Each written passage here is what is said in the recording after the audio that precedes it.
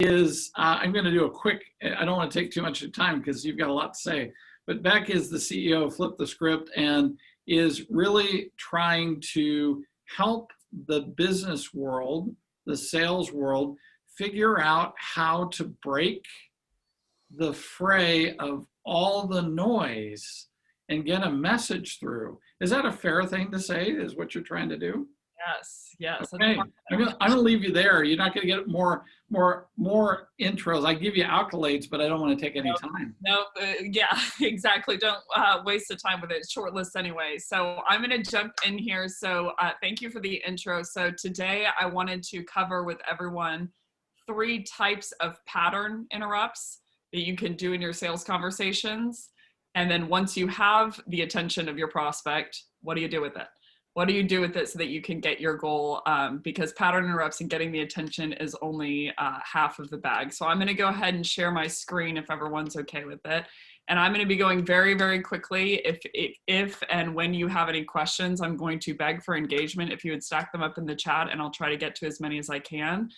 But the first one that I want to lead off with, essentially, can you all see my screen? Yes.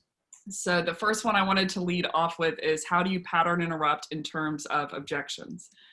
So for objections, I defer to what I call the 95% objection handling rule. And I don't know the actual percentage, but that 95% of objections are a shallow objection, or they're an objection where you are saying something that's not the true objection.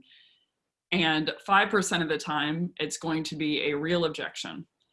And the problem with that is, if you counter a real objection, then you can make someone really, really upset. But the other problem is, if you don't counter the 95% of objections that are shallow, then you essentially are going to follow a path where you are handling an objection that is not the true objection. So a couple of examples. This is in the industry what are normal objection handles. And we're all usually getting about the same objections from my experience, and here are 4 of the classics of not the right time, no budget. I'm running, like Ryan mentioned, I'm running into a meeting, send me an email. And the typical counters are, when is the better time to call if it's not the right time?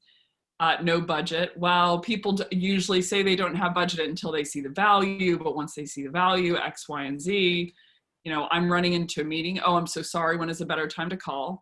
And send me an email. What should I include in that email? The problem with those counters is, Dr. Dover, I'm going to pick on you a lot during this session if you're okay. Is that okay? Yeah.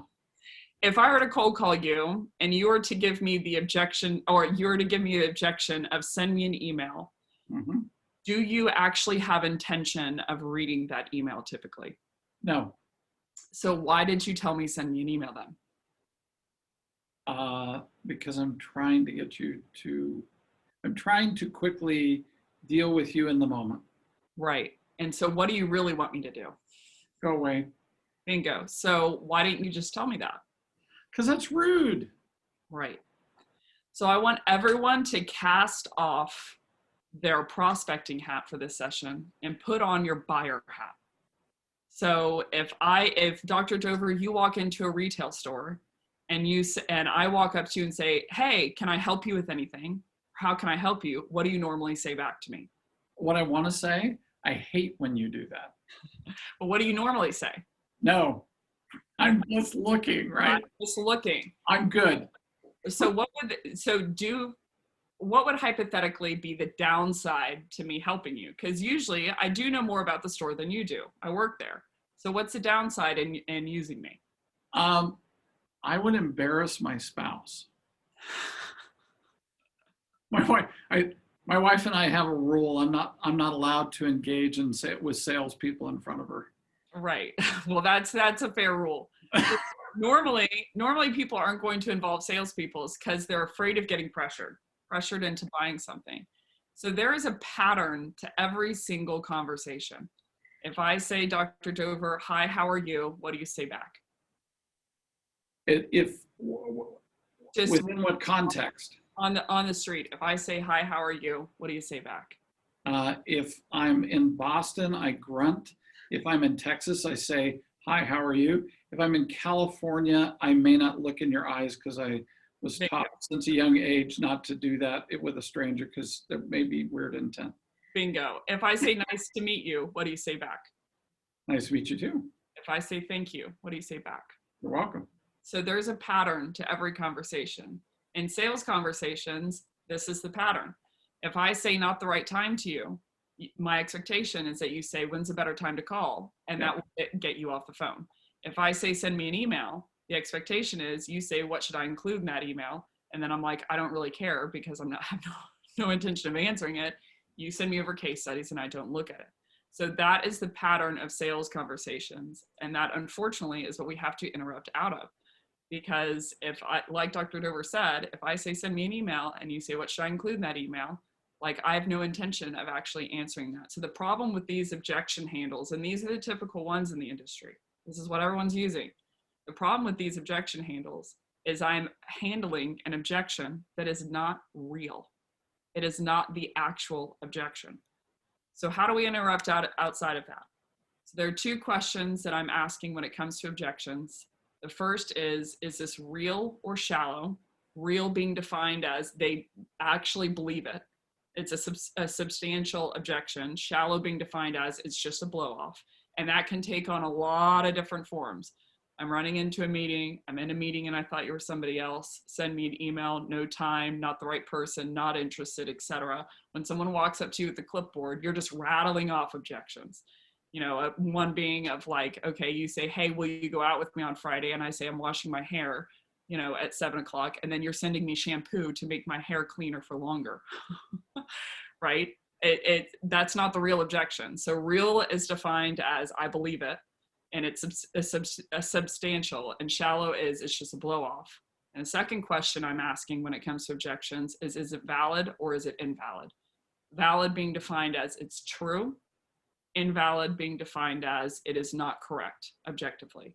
So there can be objections that are real, meaning your prospect believes it, but they're invalid, meaning they're incorrect in what they believe.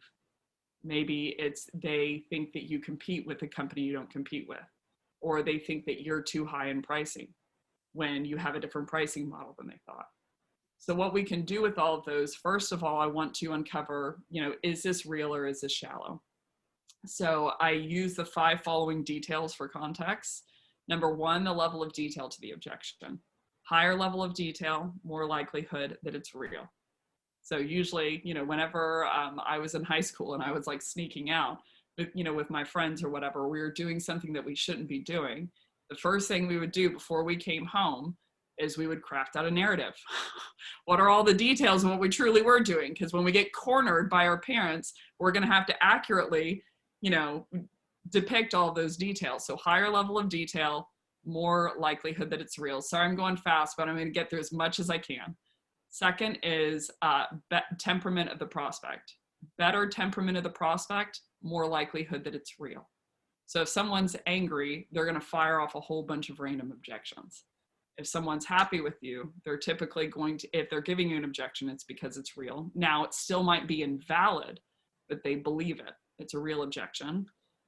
Third is the level of story behind the objection. Is there some kind of narrative of like the difference being, you know, not the right time? And we actually have an RFP out for this in Q3. You know, I love to get you involved at that point where we're going to be evaluating different vendors for X, Y, and Z. You know, if you would ping this person and then we can get you involved in the middle of October. One has a narrative, one doesn't. Fourth, if you're hearing it often and it's trigger based. So, you know, a good example being no budget is a very common blow off. It means that you aren't providing value. However, in March of 2020, no budget became a real objection for a lot of people. People were cutting back budgets, people rolling back teams, and they were scared to buy. So if you have a trigger-based event and you're hearing something, you know, abnormally often from your prospects, it's more likelihood that it's real. And then the fifth one and the last one is the amount that they know your space or company beforehand. So typically if someone is coming up to me with a clipboard and they're trying to sell something, and Dr. Dover, I'll pick on you one last time. If I walk up to you with a clipboard and you blow me off, do you always know what I'm selling? No. So why do you say no then? because I usually have something else I'm focused on. Right. The opportunity cost is too high to slow down and figure out what I do. And then I'm going to have to deal with the pain in the butt of dealing with you as a salesperson and getting you to go away once I do look at your product. So I want you to think about whenever you're passing in the square and you see someone doing like some kind of act, and you kind of look out of the corner of your eye because you want to see what they're doing, but you don't want to slow down and show buyer intent because then they're going to come after you. Right? So the amount that they know your space beforehand, if I know what your company does, and I know your competitors, and I know, essentially the value props, then my objection is probably, I have some level of background. So I've conceived this over time, whereas if I don't know anything about your product or anything about your company and I'm firing off an objection, it's likely that it is not a real objection. So those are the 5 details that I'm using to uncover whether it's real or shallow. I'm going to leave this in the deck. It's a couple of examples of what these can look like when it's shallow if we don't have budget and shallow if it's real. But essentially, all shallow objections, how I'm countering them with a pattern interrupt is the following. And all shallow objections are defined as invalid. And as a reminder, shallow objections is it's just a blow off. They're trying to get you to go away. And this is very, like 95% of the time, this is what's happening. So I essentially, here's a couple of examples of what they look like. Not interested, I'm in a meeting and I took this call because I thought you were somebody else. Running into a meeting, send me an email. No, I'm just looking. The first pattern interrupt I want to focus on is going off record, is what I would call it. So I essentially lead with, can I level with you? And you can do a bunch of different versions of this based on your style. Can I level with you? Can we time out for a minute? May I say something? May I be heard? Or can I be real with you, or off record? Those are a bunch of different examples, but you essentially want to communicate to your prospect of like, stop the current game as it's going. So I play this game called Word Warp. And Word Warp, what it is, I don't know if anyone has ever played it before, but essentially you have 6 letters and you have to arrange them in a way to where you can spell a word with all 6 letters. And so the strength of the game is that essentially in the current setup of the 6 letters, sometimes you can't figure it out. So I'll give you an example of, yes, I want to end this game. I was playing it already. So I'll give you an example, but essentially you have 6 letters and you have to spell out a whole bunch of different words in the middle that like using those letters, and then you have to spell one word with all 6 letters. So oftentimes, so here's an example. So oftentimes you can't figure out the word given the current setup.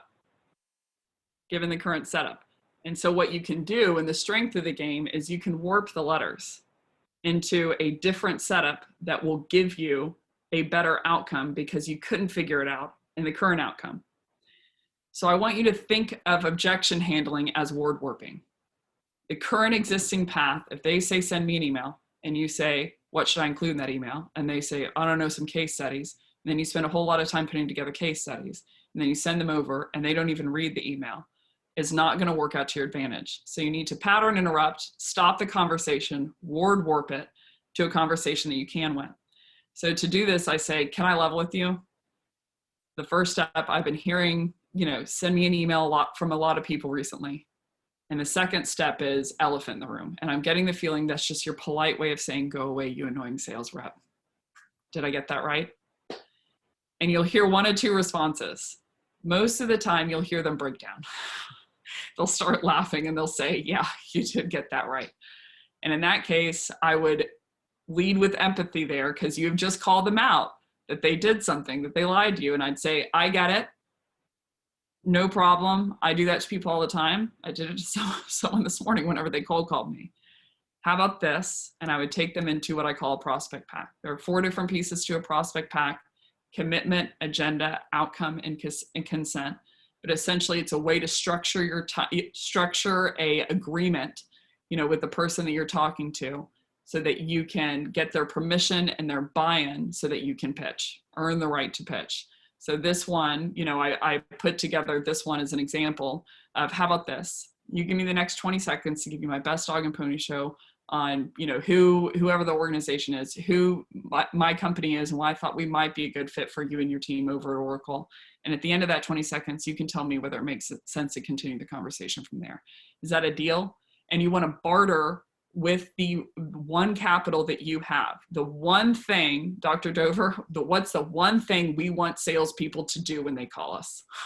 Go away. Go away. That is what you're going to barter with. And the stronger the barter, the more likely they are to give it to you. In my experience, this will give you about 98% conversion.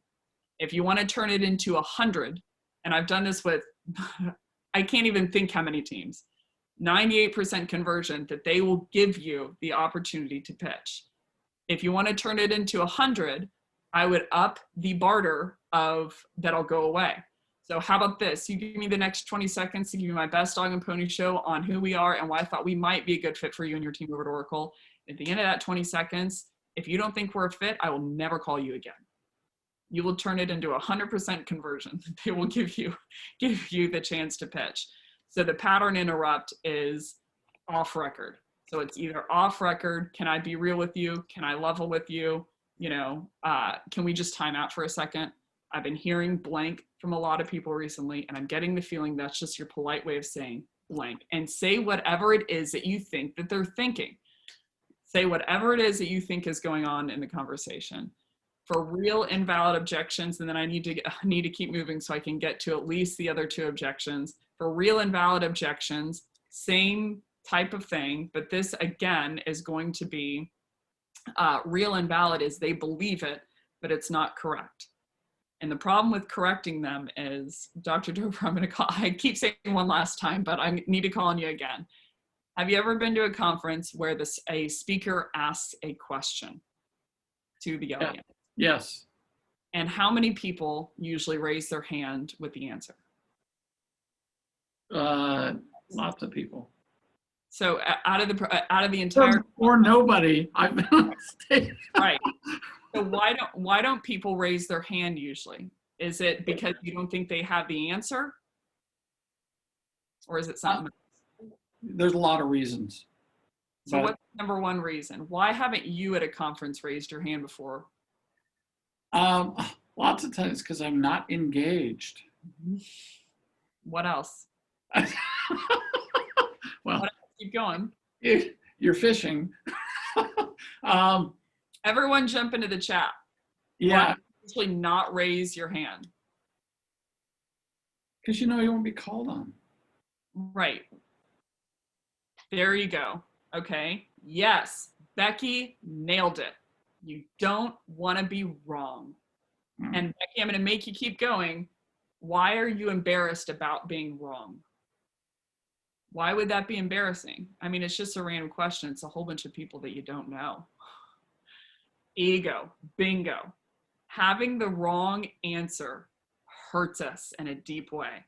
So people don't raise their hand because they're like, if I'm wrong, then I'm wrong in front of 1,000 people. But the payoff is if I'm right in front of 1,000 people. So the capital of having the right or wrong answer, especially publicly, can be very high. So if you correct your prospects, if they say, no, we can't use you because we're using this competitor and it's not a real competitor, and you say, actually, that's wrong. They're not our competitor. The problem with that, even though it's correct, is you've just slapped your prospect in the face as a person that they don't know, and now you're going to ask them for something, for the permission for their time. So I essentially do the same exact type of pattern interrupt with a small tweak. You know, they say we're using blank and it's the wrong competitor. It's not really a competitor. I'd say, can I level with you? I've been hearing, you know, we're using blank a lot recently. And the twist is that you take ownership for why they have the wrong answer. So, and I'm getting the feeling it's because of how poorly I'm explaining it. I'm new here. You gotta pardon me. We actually don't compete with blank. How about this? You give me the next 20 seconds to give you my best dog and pony show on who we are, what we actually do, and why I thought we might be a fit. And at the end of that 20 seconds, if I still can't get my point across clearly, then I promise I'll never call you again. Sound good? So the exact same type of pattern interrupt, but you have to, before you tell them that the answer was wrong, take the accountability and the blow for why they had the wrong answer. Otherwise, you're going to embarrass them in front of, even though it's just you, you're going to embarrass them that they had the wrong answer. And then you're going to be asking them for something. So usually how it shakes out on the phone is, you know, well, we actually don't compete with Blank. They're a partner of ours and we work with them. And they're like, hugs for the education, sling them. Like, I don't care. I don't care what your pricing model is, because now you've just insulted me to my face. So that is pattern interrupt number one, is off record. Can I level with you? Can I be real with you? Can we time out, etc. The second type of personalization, how am I doing on time? I've got 10 minutes left, 12 minutes? 12 minutes. 12 minutes. Second type of pattern interrupt is personalization. Personalization is one-to-one messaging only. And it means that anytime that you can scale that to a second person, it becomes relevance and less potent. So most people, and I want you to jump in the chat, I'm going to ask you two questions. First question, how many people in here, yes or no? You have to answer if you're in here. I'm looking for 51 answers finitely. How many people in here have responded to a cold email, or typically do you, a cold email that's unpersonalized by taking a meeting to evaluate a tool or a product? Yes or no? Okay, so we got all no's. Second question, how many in here think that your prospects are different than you in that regard? Yes or no? So we got all no's. So the second pattern interrupt is personalization, is essentially knowing some level of detail about them in specific. And really what it's designed as is a very, very fancy pattern interrupt. So instead of running against 1,000 runners to run the fastest mile, I want to stand out for good reasons and try to run the fastest mile against 3 runners. Now I still have to run the fastest mile, but I have a much higher likelihood that I can run the fastest mile against 3 than 1,000. So a great example being, most salespeople are cold calling in the morning, Monday, Tuesday, Wednesday morning. That's when they have the most gas. That's when they think that they should call people. Problem with that is Monday, Tuesday, Wednesday morning is when your prospects are putting out fires and they have internal meetings and all of that. And you're competing with all the other sales reps. So most sales rep theory goes Wednesday, Thursday, and Friday afternoon, I shouldn't cold call because that's when people want to take off. And it's like, right. So I want to be out of 100, instead of 100 reps cold calling, I want to be 1 out of 2, right? So I have a higher likelihood of I can get their attention. So personalization is essentially a fancy pattern interrupt. I want to segment myself by doing the one thing that 99.9% of salespeople aren't doing, knowing who Dr. Dover is, knowing some fact about him. So there are 3 types of personalization and 5 buckets of personalization. So anyone who, probably the one person, only Dr. Dover, who's seen any of my, self-righteous monologues on personalization, there is some new stuff in here. So the 3 types of personalization, number 1 is going to be problem-centric. So this is going to be, I'm going to understand what kind of problem I solve for my prospects, and I'm going to go to them in direct and look for any overt external indicators that they have the problem that I'm looking to solve for. And I'll give you an example.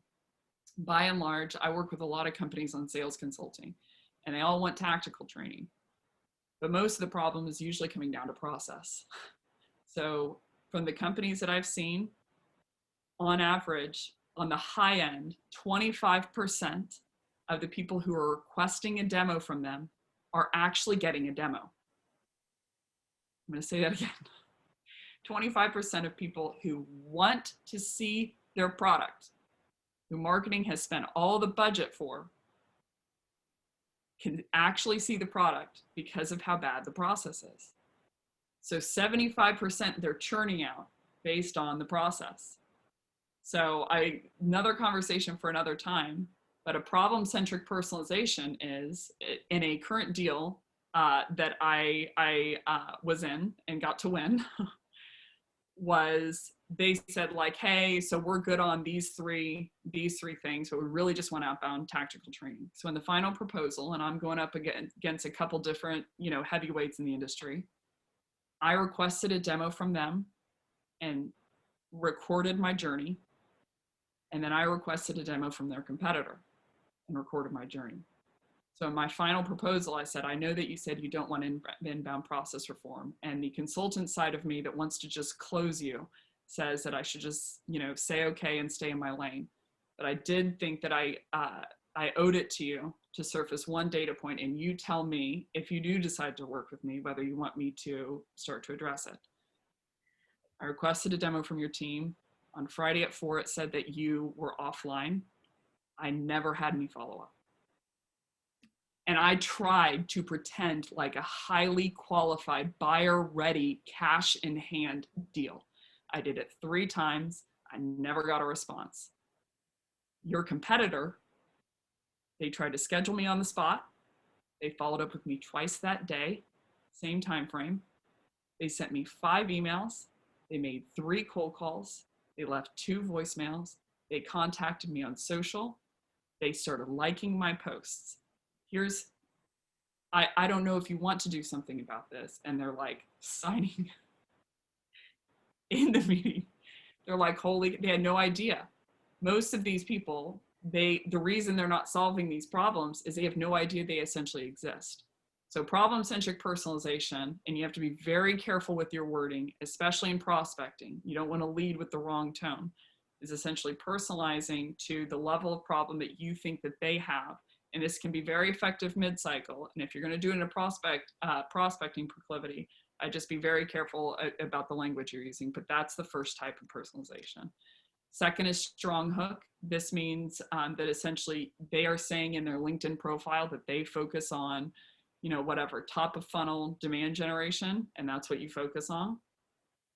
And light hook is essentially a conceptual tie. Someone's talking about how they played basketball at Stanford, and I'm saying, what if you could turn all your your bench into a starting lineup for your sales team over at Oracle? So it's essentially a conceptual light hook tie. So a lot of buyer personas love this: marketing, HR, sales leaders, et cetera. But some of them, that are a little more technical will like strong hook instead. So those are the 3 types. And there are 5 buckets of personalization. And these are descending order of where you should see a hit. Number 1 is self-authored content. This is any content your prospect authored themselves. Webinars, articles, posts. I always give the asterisk mark of whatever you pick, you have to hook it back to what you do. So keep that in mind. I don't want to say, hey, Becc, I noticed that you ride horses a lot. We over here at Oracle help with website, like whatever it is. You want to make sure there's a hook in there. Number 2 is engaged content. This is anything they liked, shared, or commented on. Not as strong as a response rate as self-authored content. I had to guess why, is every time we do self-authored content, like a post on LinkedIn, the risk is that no one engages with it. So you're validating to your prospect of the social media has taught us 3 things. Number 1, everyone wants to be famous. Number 2, that we like to socially listen. We like to people watch, let's call it that. We like attention. And number 3, that we crave validation from others, right? So when you're doing self-authored content saying, I noticed you wrote this article, it's a double whammy because you're personalizing and you're also validating your work. 2 is engaged content. They liked, shared, or commented on something, but they didn't author it themselves. 3 is self-identified traits. This is about me line, company line, profile line, etc. 4 is junk drawer. I'm going very fast because I only have a couple minutes left. 4 is junk drawer. This is non-business related things: schools attended, personal interests, hobbies, recommendations, skill endorsements, etc. And then the 5th and weakest bucket is going to be company level: M&A, post, blogs, hiring, website, language. The reason it's weakest, unless it's the founder, is it's to do with the company, not them in specific. But these 5 buckets you can apply to strong hook and light hook personalization. I have 2 minutes left, so I'm going to high level cover the ego states, and then I will close out. So the second pattern interrupt is personalization. The first one is off record. The third one is going to be leveraging ego states and pattern interrupting out of the child and parent ego state into the adult. So there are 3 ego states in your body. This is based off of Eric Burns' research on transactional analysis. If you want a book to read, Games People Play is a great book that I couldn't recommend more. That there's parent ego state, adult and child. And what he found is there's 2 ego states within parent, nurturing and controlling. Controlling being they enforce curfews, nurturing being you sing people to sleep, you know, when you sing someone to sleep at night. A child has 2 ego states, natural, that's characterized by being very creative, emotional, impulse purchase, E, and then adaptive, which is the rebellious side of your child ego state. And then you have adult ego state, which is logical, rational, pragmatic, in the moment, objective, and bereft of emotion. So the problem with these ego states, you flux between these all throughout your day. Everyone does. These are off of the behaviors you saw from your parents as a child or parental figures. Child, it's how you acted as a child. So natural ego state, usually when we're on a website, is where we're at. Easy come, easy go, right? I want chicken nuggets. No, I want macaroni and cheese. No, I don't want anything to eat at all. That's where desire is based. So if you're selling based off of desire, you're in a very tricky state. Easy come, easy go. I want this family in the castle. No, I want to behead all of them and get them out of the courtyard. Like if you're selling based on desire, if you're selling in the parent ego state or the child ego state, it's dangerous. So the problem with these ego states is they also correspond to one another. So if I'm in controlling parent ego state and I say, Dr. Dover, do not push this button, what's the first thing you want to do? Maybe he's not listening. I am listening. Do not push this button. What do you want to do? I'll push the button. Really? What does everyone want to do if I say, do not push this button? Push the button. Push the button. Why do you want to do that? I want to be the petulant child. I don't know. We just do, because I went into parent controlling ego state and that triggered you to go into adaptive. So if I tell my prospect, let me know, the first thing they want to do is not let you know. So nurturing appeals to natural, controlling to adaptive, adult to adult, and vice versa. So I'm going to give one last example and then one tiny pattern interrupt of how you can get into adult ego state out of child ego state. You know, but essentially the quintessential example is, you know, girls with a guy, girl has a problem, you know, and she starts explaining the problem that she's having at work, and the guy comes back with how to solve it, and she's pissed. Dr. Dover, why is she pissed? She didn't want you to solve the problem. What did she want you to do? Listen. Right, because she's in child natural, and she wants you to go into parent nurturing. But instead, you went into adult, and you started solving the problem. So when we are in an ego state, we appeal to the ego state in another, and we're looking for another. So if I'm in adaptive child rebellious ego state, I'm looking for you to go into parent ego state and come and discipline me. So again, easy come, easy go. You don't want to be in parent and command your prospects to do anything, heaven forbid, because it's the #1 way to get them to not do something. And you don't want to be in child ego state because essentially ups the likelihood that they'll say no to you. So going into adult ego state, I have a number of different examples in here. I'm only going to hit one. Is the first one is, like we talked about, is elephant in the room or the truth point. The two differences being elephant in the room is where you say, hey, can I time out for a second? I get, maybe it's me, but I get the feeling blank, and just say what you think is happening. I do this all the time. I get the feeling that I messed up earlier in the sales cycle and you're going with my competitor. I get that right? And they're like, yeah. And you're having the real conversation. And the difference between that and the truth point, and I'll leave you with the deck, is essentially the truth point is you're telling the truth on what happened you did. So you call someone back after you botched a bad cold call and you say, hey, can I be real with you? I didn't expect you to pick up. You picked up, and the call unraveled from there. I'm so sorry. And they'll go, it's okay. How about this? You give me the next 20 seconds, do blah, blah, blah, blah, blah. Give me my dog and pony show on who we are, why I thought we might be a good fit.